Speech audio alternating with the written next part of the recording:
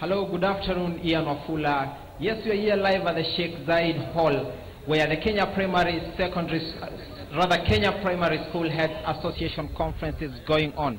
It is the third day and a breakaway from what we witnessed yesterday. There were chaos yesterday in the room when the TSC chairperson Lydia Nzomo came to speak, and there was uproar, especially from KNU team members who are agitating that the TSC chairperson gets to comment on the question of their salaries. But today it's a different day altogether. It's an inspirational day here, and it has everything to do with success stories and stories of head teachers who are making a difference in the society.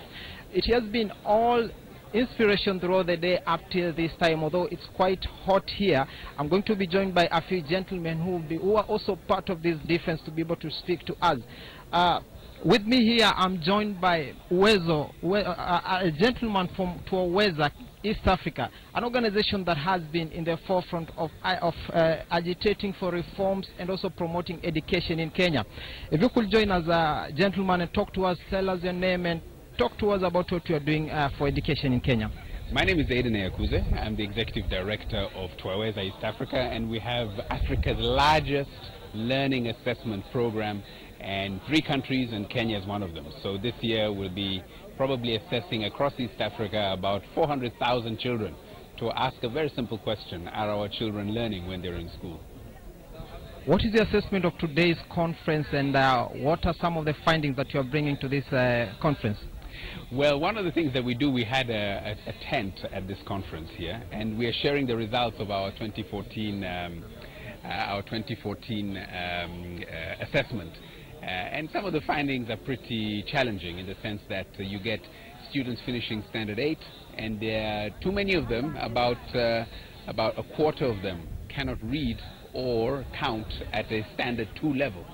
So in other words, some elements of the education sector are producing kids after 8 years of studies who actually cannot do anything very basic. So this is some of the findings, that we're talking to teachers and head teachers about what this means and how maybe they are trying to cope with the situation. Well, the conference has been very good so far. There has been a discussion in the conference that teachers break away from just classroom affairs, trying to make children become holistic. Yeah. What is your contribution towards this? Well, you know, in the current modern economy, you can't just only know how to read and write. You have to do critical thinking. You have to be a complete person who's able to operate in a much more modern world than used to be in the past. So teachers, head teachers, have a responsibility to go beyond the traditional curriculum to try and build entire human beings, not just students who can read and write and do very basic computation and adding and subtracting. They need to be complete human beings. Yeah.